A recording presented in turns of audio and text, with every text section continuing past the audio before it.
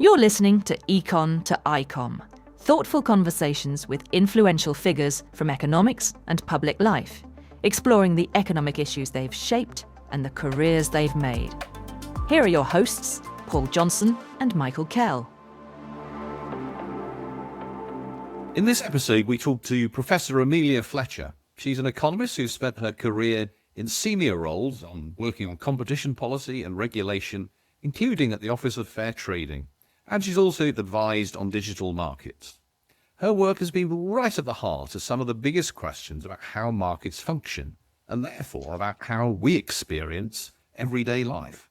She's particularly looked in areas like competition, consumer policy, and the regulation of big tech. But what makes Amelia's career genuinely unusual is that alongside all of that, she's also had a long and successful career in music. Not as a hobby, but as a working musician, recording, touring, and building a following over several decades.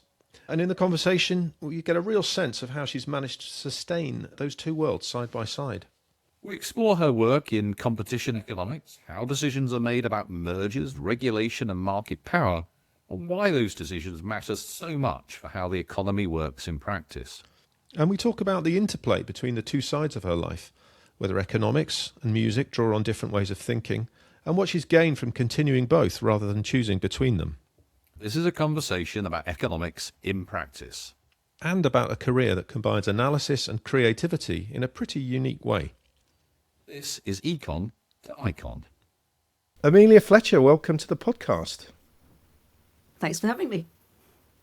So you are highly unusual and I think probably unique in that you have, as well as being a highly regarded economist, you have a very successful music career.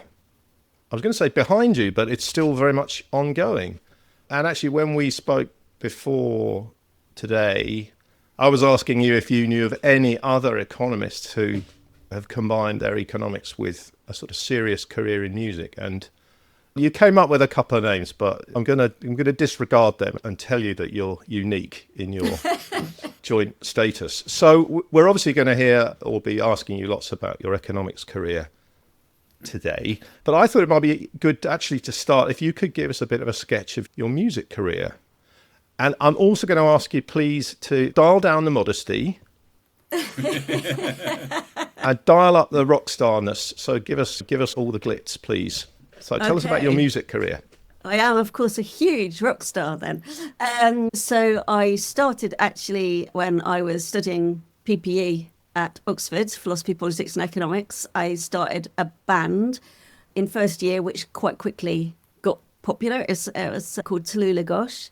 We did get offered a major label deal at that point, but I would have had to give up university. They were very clear. And I said I was not going to do that, and therefore set my path of doing these two things alongside each other for the rest of my life. And actually, when my finals were coming up, I thought I better stop that band and focus on being a serious person. Talulah stopped. And then I switched to doing a master's and luckily a doctorate, partly because I decided I did want to start a band again. It was easier to do it as a student than as a working person. So I then ended up with a band called Heavenly all through my master's and doctorate, which again did pretty well in an indie music way. And then I ended up with kind of too much qualification in economics not to be an economist. And so I've just carried the two on together. Since then, I've had a variety of different bands. It's scaled up and scaled back at times because of work, because of kids, because of parents. But yeah, we've always kept going. I now do it almost always really with my husband. So we're both at it. And it seems ridiculous that we're still doing it at this age, but we are. Yeah, you and Mick Jagger and all the rest. And there's been a recent uptick of, more than an uptick, resurgence of interest in you and your bands, right? Yeah, and actually particularly the stuff I did when I was doing my doctorate, actually, the band Heavenly, because at that time we became very interested in feminism and feminism in music, and there was a scene called Riot Grrrl, and we became kind of part of that scene. And we weren't seen, we were a little more poppy than most of the bands in that scene. So I think they didn't see us as a big name in it at that point. But time has passed. And young people today seem to kind of like our take on Riot Grrrl quite a lot. So it's weirdly via TikTok doing very well. So give us a sense of, like you, I'm an economist, but unlike you, I know absolutely nothing about music. So just give us a sense of how successful have you been? Most successful now, really, with Heavenly. To give you a flavour, Heavenly gets about, I think the latest figures are 430,000 monthly listeners on Spotify. So that's quite a lot. That's globally. It doesn't mean that we're a proper rock star. Mick Jagger probably gets in the millions or even trillions, but it's quite a lot. I'm impressed. That's quite something to manage alongside a really successful economics career as well. And did you say 430,000 hits a month? Monthly listeners. Monthly listeners. Which probably translates into about £4.30. Yeah. So it's not going to be your main income source, I'm guessing. No, that's part of the issue. It's in a way, I think that's partly why I'm still doing it, because it's always been something I've done for fun alongside being an economist, which is also fun, of course. Whereas I think if I'd focused on trying to make a living out of it, it makes it a lot less fun, basically. So look, before I let Paul take us back to the realm of economics. Let's talk about something I understand. Yeah. No, hang on. Just hang on. I do want to ask this question. Come on, Amelia, tell it. What is the most rock star thing that's either happened to you or you've done or you've witnessed? Oh my goodness. I really don't have a good answer to that question. I don't know. I've played Reading Festival. I've played a big festival in a bike stadium in Spain where we felt like the entire audience was singing along to our songs. So that felt quite rock and roll. But I haven't ever thrown any televisions out of windows. I've been quite an economist-y sort of rock star. Oh. Yeah, you're the kind of rock star you'd expect an economist to be. That's very good to hear. After all, it'd be such a waste to throw things away. I say, you're not done yet, Amelia. You're not done yet. Anyway, Paul, over to you. Okay, let's not explore your beginnings as a musician, but your beginnings as an economist. This is something we're trying to ask everyone we interview on this podcast, which is why economics? What got you into it? How did you end up studying economics, and what kept you in economics? Well, how I ended up studying it was a complete accident. I did science A-levels and I was headed to do kind of biochemistry, and I suddenly thought, this isn't what I want to do.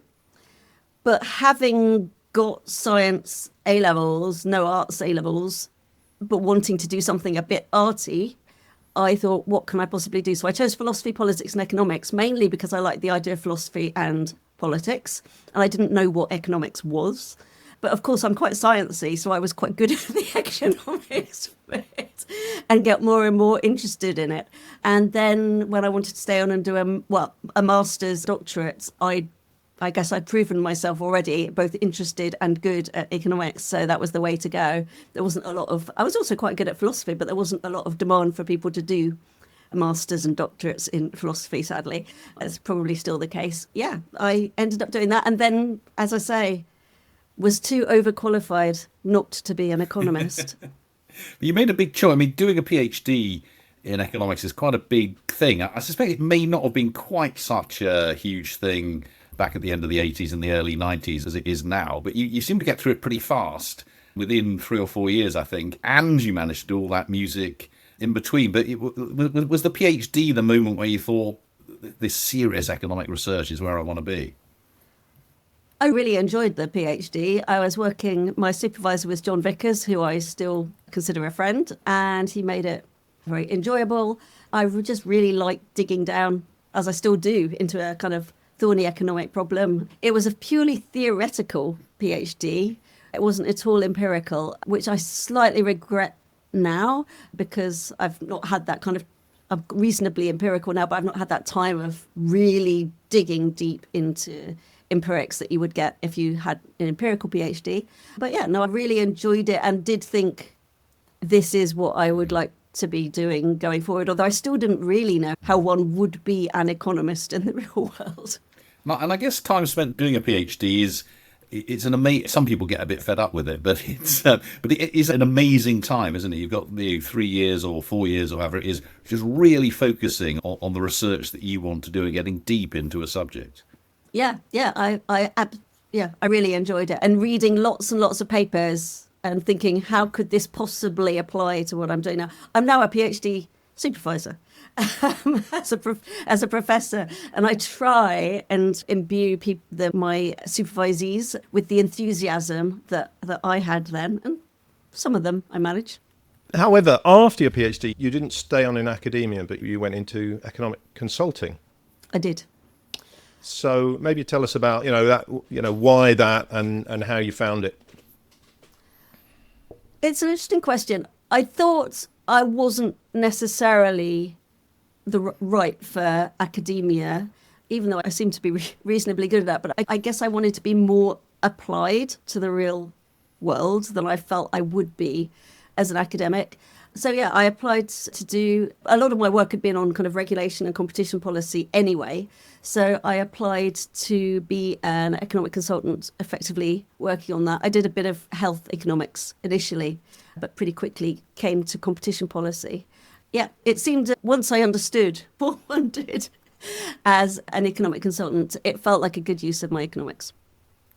Okay, so it was a relatively easy transition from working on your own in a room and seeing John Vickers once a month to working with clients and timesheets and God knows what else you had to do. Yeah, I mean, I think I was a bit surprised, having done 4 years of theory, that no one was very interested in my theory. They were interested, obviously, in some of the findings you get from theory papers, the way that you can get by reading the conclusions, but no one wanted me to be modelling anything, which I think I did find a little disappointing. I have since used my theory, actually, as a consultant. So people do sometimes, I think I moved into it reasonably easily. And you moved from there to join what was then the Office of Fair Trading, is now the Competition and Markets Authority. It'd be really helpful, I think, because I suspect a lot of people have, although it's an incredibly important institution, a lot of people have got relatively little idea what the OFT did, what the Competition and Markets Authority now does, because it's, as I say, really important, but really quite low profile. You moved in as chief economist, so actually you could just give us a sense of what that organisation is for, why it's so important, and actually why economics is absolutely at the centre of it. Absolutely. So one of the things I discovered when I was actually in consultancy was I particularly liked the kind of policy work that we did. And we'd done some policy work for the Office of Fair Trading that I had led. And so I'd learned quite a lot about them and the quality of their economics. And then John Vickers, my thesis supervisor, was actually the head of it. And they needed a new chief economist. And I thought, okay, that would be really nice to work more on really what I thought was right. As a consultant, you're working for your clients. If you're doing policy work or you're working for a public authority, for the most part, at least, you're trying to do what you think is right. And I really wanted to try that out. So I applied. The Office of Fair Trading and now the Competition and Markets Authority, essentially what they do is they try and make markets work well for consumers. That was the OFT's tagline. And they do that in a number of ways. But one is through competition policy, so trying to ensure that firms in markets are competing effectively with each other because competition is important for providing them with the incentives to give good value for money, innovate, all of these things. And that's what we all benefit from as consumers. The Office of Fair Trading also did something called consumer policy, which actually when I joined I knew nothing about, and actually economics hadn't fed into terribly much at that point, which is really about a couple of things. It's partly about protecting consumers, but it's actually also linked to the competition policy side about providing consumers with the tools that they need to be able to go out and be active and really help drive competition. And so actually, I think the CMA is now somewhat more famous than the Office of Fair Trading was. And that's partly because occasionally there are very big cases where they step in and make a difference. And so they've done big studies into banking, they've done big studies into all sorts of things. They're just completing one on veterinary services at the moment. So they look at these big markets and think about what's going wrong, how could we make it better? But they've also done some very big mergers that have been politically sensitive and in the press and controversial. And so basically they're one of their tools, merger policy, it allows them to decide whether mergers are allowed to proceed or not. And if it's not, it has to be because there's a harm to competition in some way, or they can ask for remedies to try and overcome any risk of harm to competition. So that's what they do. I thought that was really important because I think that competition is for the most part, and without being a zealot, but is for the most part a good thing, and certainly better than most alternatives. And actually consumer protection's really valuable, and just helping markets work well for consumers, I found was something I could get behind. Can you give us, was there a concrete example or two of things you were involved with in that phase of your career where you thought that you, or more generally the OFT-CMA, was really making a big difference? Do you look back at something and say, we did that and the outcome has been to make people's lives better? We did quite a few things. I think one interesting thing that took a really long time, but we did achieve in the end, was around unauthorized overdraft fees, where, I don't know if you think back, there was a huge amount of money being made out of unauthorized overdraft fees. So that's almost the business model of banks looked like. I don't think it really was, but tricking people into getting into overdraft so they could make so much money out of the overdraft fees. Certainly it was a profit centre, and that didn't seem right. And so actually the Office of Fair Trading started work to try and address that. They actually took a court case against the banks, which went all the way up to the Supreme Court and actually failed. But that failure then led to policy changes. And now, and the FCA the FCA potentially to some extent being created, but also taking it very seriously as well. And now that's a policy topic that actually almost no one ever talks about, as far as I know, because it's sorted. Another example, which we may not have cured completely, because I'm sure bits and pieces of it still go on, but was around cartels in the building world. And the OFT brought a cartel case against actually about 120 builders companies, because they had evidence of them basically all having colluded on their bids for public works. So in bidding for public works, they'd all discussed with each other how much they were going to bid in order to keep the price high. And so that was another big case that the OFT did, which I think these things make a difference. And the current government, of course, thinks the CMA is very important for growth, indeed to the extent that it's ousted the chairman earlier this year. And again, the relationship between CMA and growth may be something people are perhaps not quite so clear about. Yeah, and I think, I'm not sure the government's entirely clear either. In general, competition should be good for growth, because in general, competition drives firms to innovate in order to become more productive, in order to be able to offer better deals to consumers, because that's how they get customers. If there's no competition, why would they bother? So the CMA and the OFT before it were, I think, a key part of the government's productivity and growth agenda. Actually, the OFT was seen by Treasury as almost the industrial policy that I think the Labour government of that time, when I first joined, had, because they thought essentially if you make markets work, everything else will follow. I think that was naive. I think you do need to intervene more than that, and I think we realise that now. So I think competition is still really important. So the CMA has a competition remit that is critical for growth. But I think the other thing that it can do very effectively is help government think, when government wants to engage in industrial policy, whether it is about promoting data centres and planning or whatever it is, actually doing it in a kind of market-friendly, competition-friendly way will allow it to be done in a much less wasteful and more effective way. And so actually the CMA has a role in advising government on that as well. If I could just chip in a perspective on competition, even though I'm an economist, I used to be an economist, I think I properly thought about competition policy when I moved to the US about 5 years ago and was just appalled by how expensive supermarkets are in the US. I reckon at some sort of sensible exchange rate that they are maybe 3 times more expensive. Not just a little bit more expensive, a multiple more expensive. And I was chatting to a friend yesterday who spent 3 years in Australia, and he was also moaning about supermarket prices in Australia, that he reckoned are twice the level they are in the UK. And I haven't gone, I'm sure there's people who've looked into this properly, but I'm sure the UK competition regime compared to whatever the equivalent in the US is certainly explains some of that, and probably maybe even all of it. So it took that experience for me to make me really appreciate the importance of competition policy. And generally, I think the UK is doing a pretty good job. Would you agree with that? I think we are doing a good job. And actually, there was a proposed merger between Sainsbury's and Asda that was rejected by the CMA about 3 or 4 years ago. And that was because the CMA felt that it would be too great a restriction of competition and that prices would be driven up for what is a really critical, groceries is critical for everybody, including in particular vulnerable people. It's a bigger share of their spend for vulnerable people.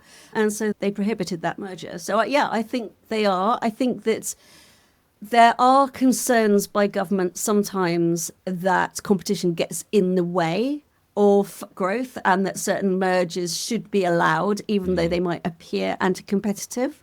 And so there is some pressure on the CMA at the moment to be a bit laxer. I think personally that's a very dangerous. There are instances, it is true, where competition doesn't deliver the perfect outcome, but almost always it's more likely to deliver a good outcome than not having competition. Yeah, that is really interesting and important, because we've seen those pressures that are effectively applied to the CMA to accept mergers. I can't remember what the most recent one was earlier this year, and it may have been associated with the ousting of the chairman. But could you just remind us of one or two of these examples where it might look bad for growth, but actually your instinct is clearly that more competition is better, even if there are big companies saying this means that the UK is closed for business because we can't come in and take over X, Y, and Z. Yeah, absolutely. The one that I think got a lot of news coverage was Microsoft Activision. And Activision is basically a gaming company, and Microsoft wanted to buy it because it's pretty big in games, and it wanted to expand that, particularly in the move to kind of AI and, its massive building of data centers. The CMA initially said no, and then there was a huge amount of pressure laid upon it. It revisited its decision and actually in the end allowed it to go through with remedies. They explained their decision as being very independent. I was there at the time, and I think the decision was right to allow the merger to go through. Actually, I think it was a marginal it was a marginal block in the first place, and then it was a marginal accept with remedies. It was a really difficult case, but that's the sort of case that comes up. And you have Microsoft on the one hand saying, this is going to be fantastic, we're going to be investing in games for Britain, blah, blah, blah.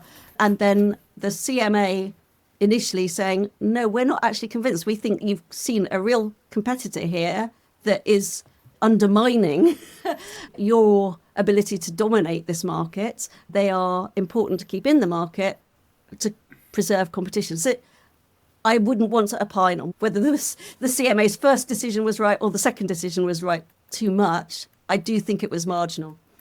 But these are big decisions. I mean, there are remedies, but they're 1-0 decisions. They're marginal and they make a big difference to the world. It's very. And you can make mistakes.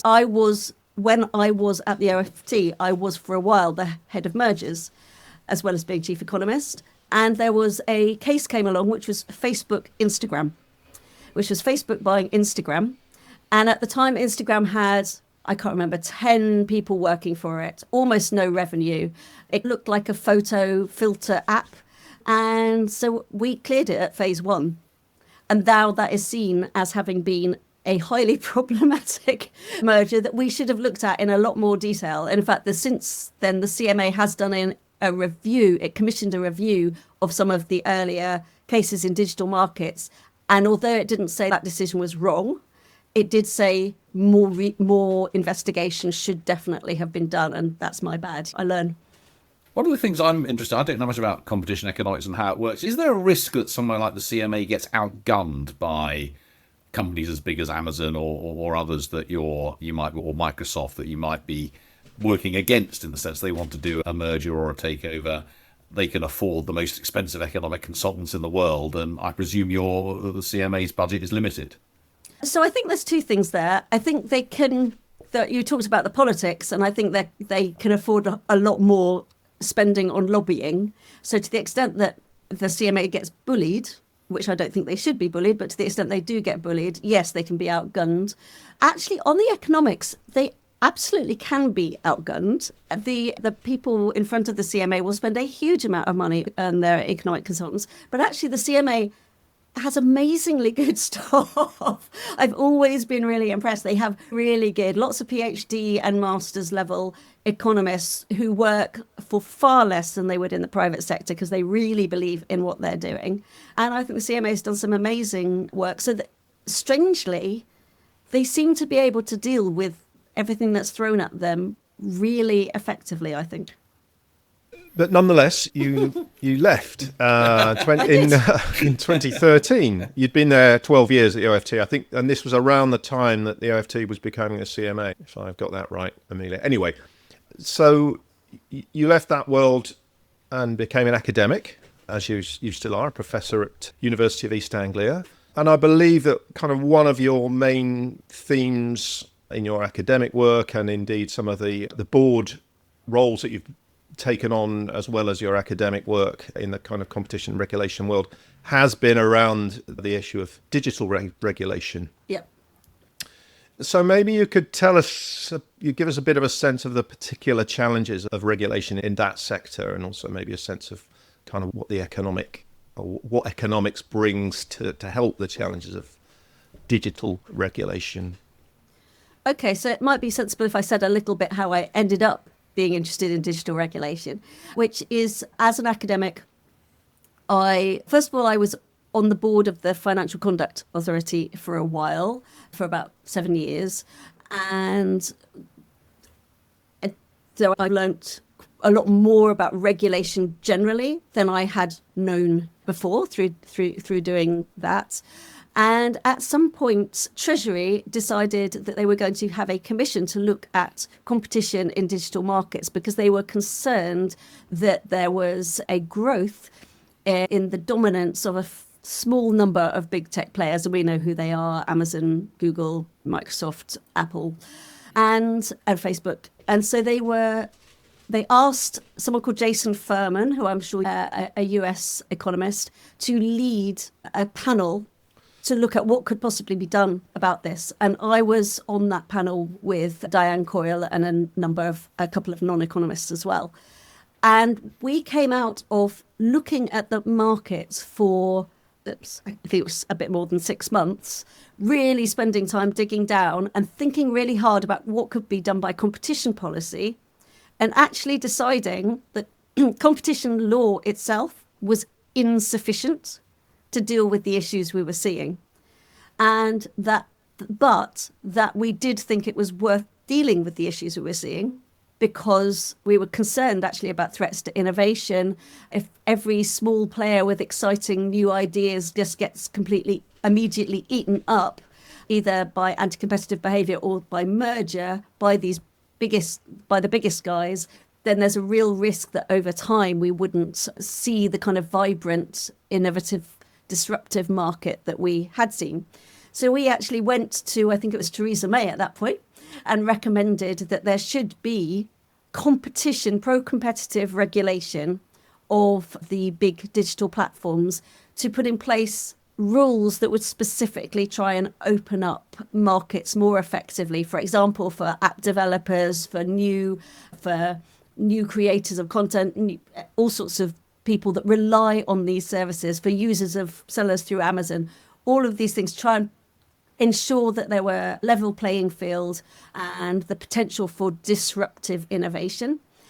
She actually said, we agree, and we're going to commission the CMA to do further work to think about how to take this forward.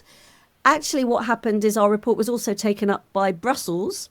They'd done their own report, but not asked it quite the right questions. So they agreed with our findings. And in fact, they were quicker than the UK, and they introduced something called the Digital Markets Act, which placed a series of requirements on designated gatekeepers. So the first pro-competitive ex-ante regulation of digital platforms.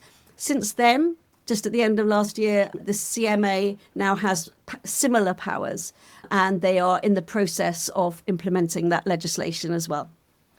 Can you just give us an example of, so there's something different then, the approach is more ex ante, you said, more anticipatory, more pro-competition rather than laws to stop bad things happening.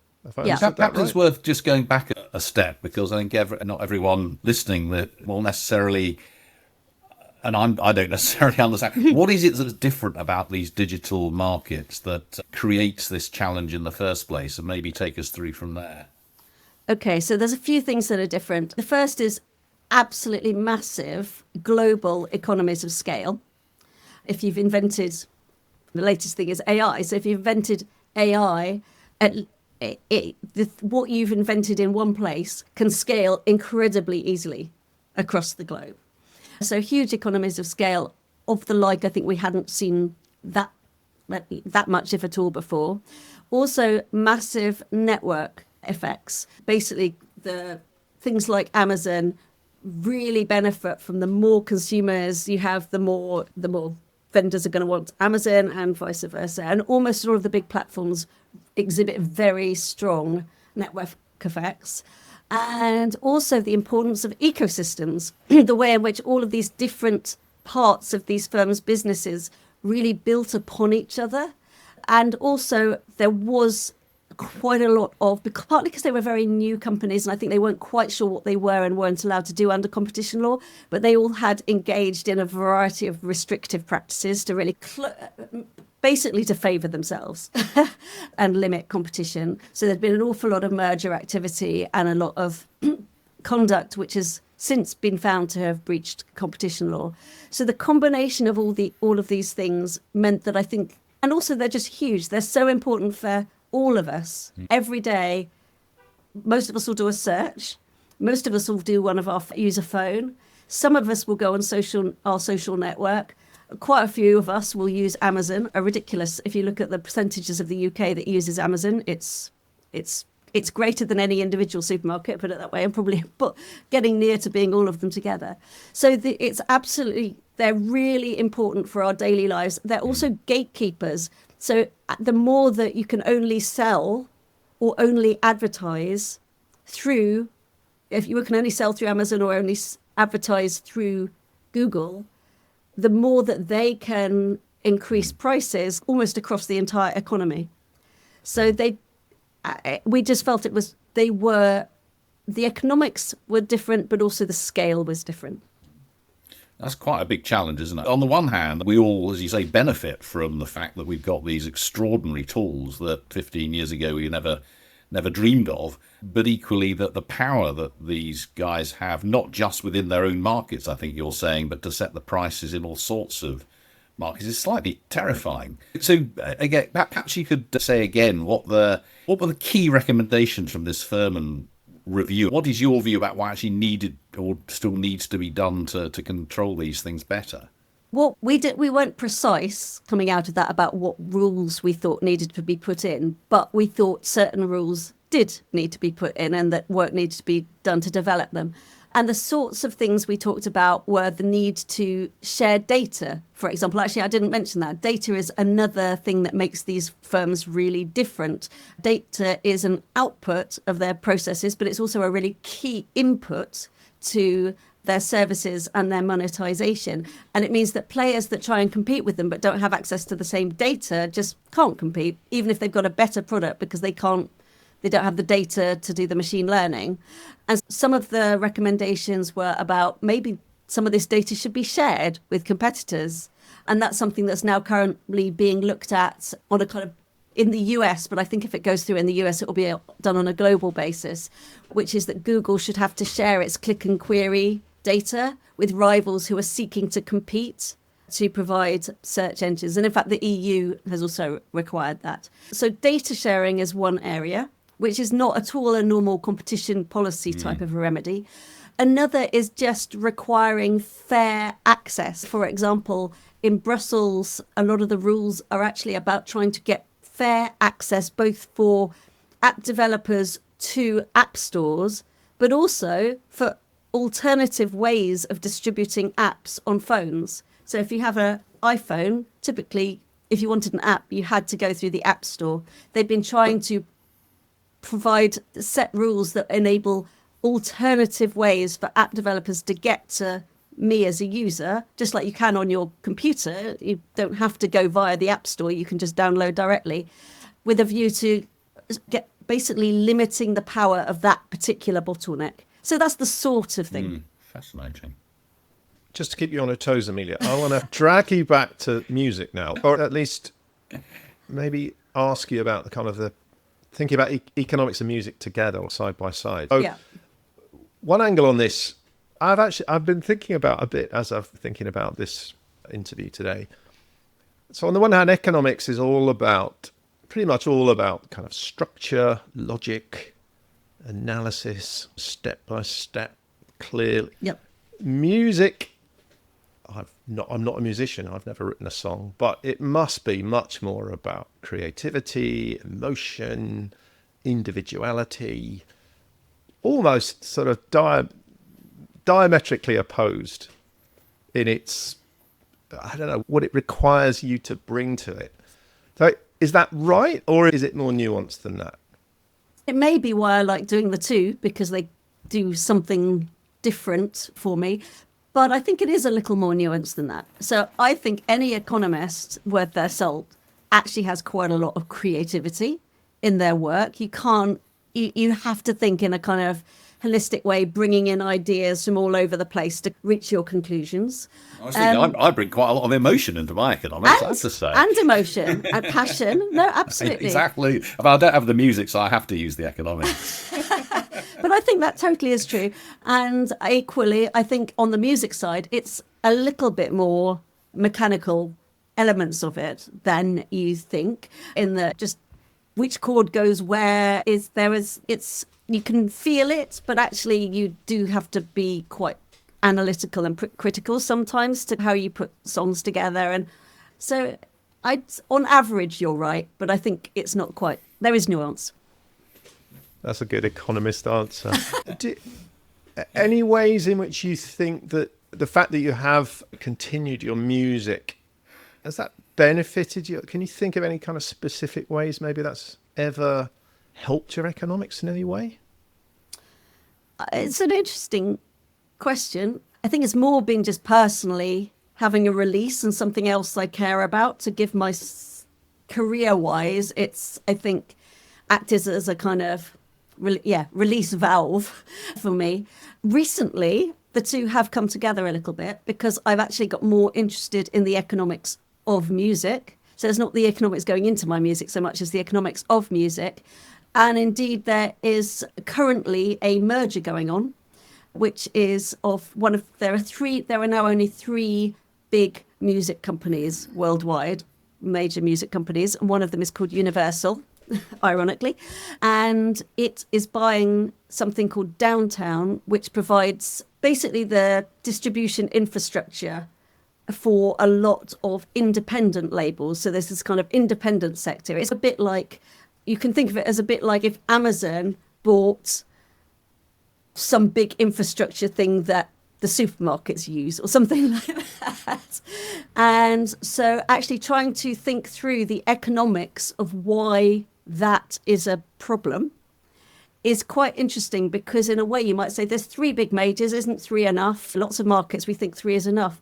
And actually what's really different in music is that you care about culture, you care about diversity, you care about, again, innovation. And all of these things have historically been driven by the independent sector.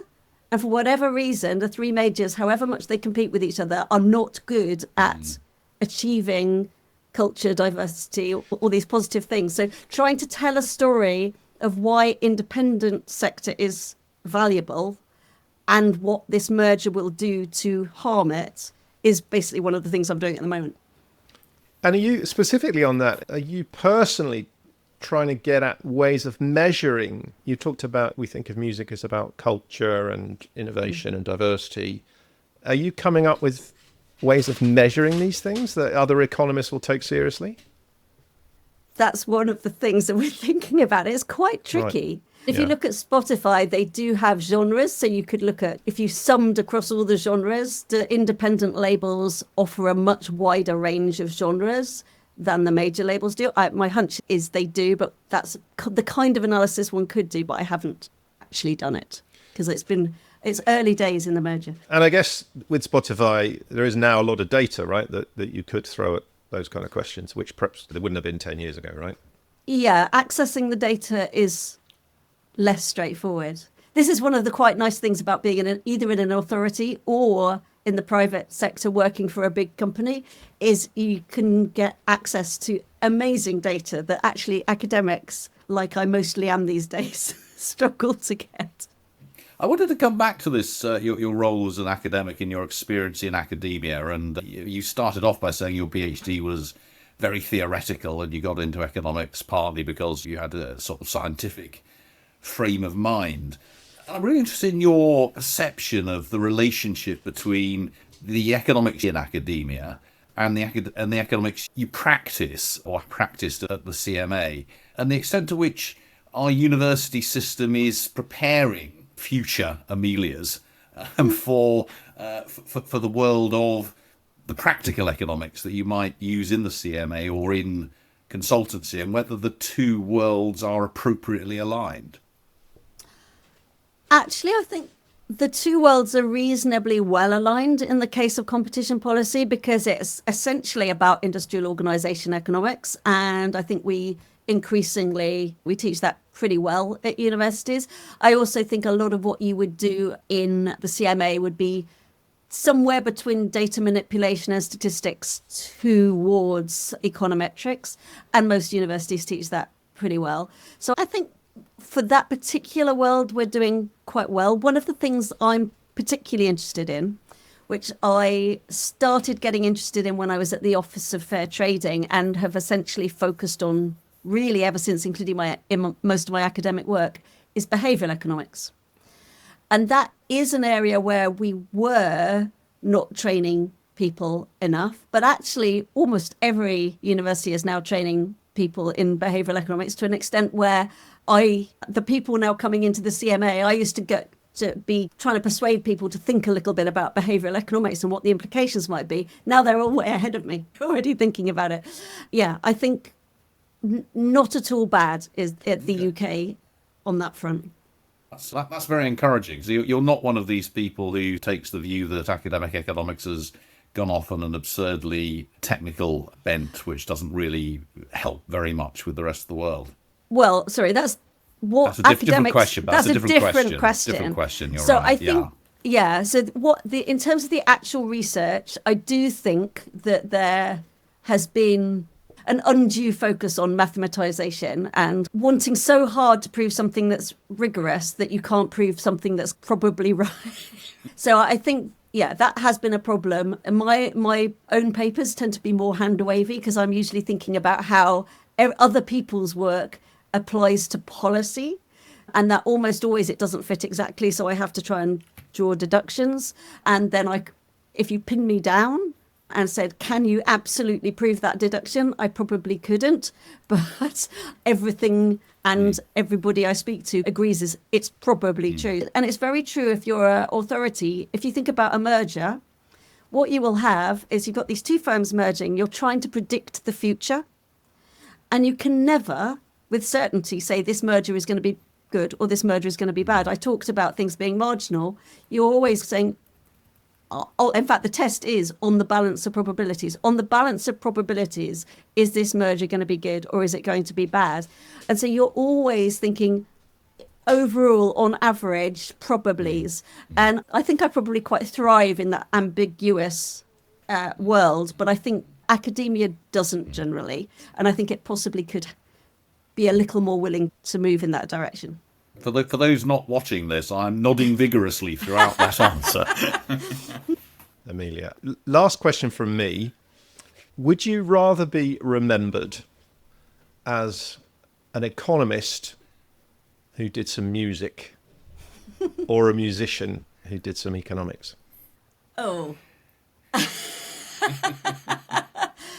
The sad thing is I probably will be remembered, if at all, as a musician that did some economics.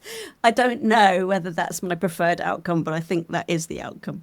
Just to say how astonishing that is, given that what a phenomenal economist you are, and then the enthusiasm with which you've talked to us about economics, the idea that you're an even better, more famous musician than you are an economist, I'm just in utter awe, I have to say.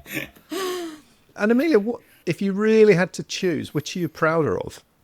Oh, that's really difficult. I probably am more proud of the economics I've done. It certainly made a bigger difference to more people. I think I was incredibly proud both to get behavioural economics more firmly embedded within competition, consumer policy and regulation, which I think I've personally done quite a lot to achieve that. And then also to get the digital regulation in place, which also I think personally I did quite a lot to achieve that. So I think if I look back on my life and I say, what have I achieved? I think those two things I would put above writing a song that does well on Spotify. And of course, the reality is you don't have to choose. So well done on both counts. Amelia, thank you so much. What an interesting life. Thank you. Yeah, it's fantastic. We could clearly have spent hours and hours talking to you, and only about the economics without the music. And thank you so much for your time. Thank you very much. Hi, thanks for joining us today. If the conversation got you thinking about your career or what might come next, then I offer one-to-one coaching. And you can find out more details on my website, michaelkellcoaching.com. And if you enjoyed the discussion about the economics, do obviously look at the website of my old organisation, the Institute for Fiscal Studies. But even more importantly, there are some excellent books recently written by me and others. Challenging Inequalities, which, as you can imagine, looks at the whole issue of inequality, and slightly older, but still very much in date, Follow the Money. So do have a look at those if you thought anything that you've heard about the economics of what we're going through was of any interest. And we hope you can join us for the next episode of Econ to Icon.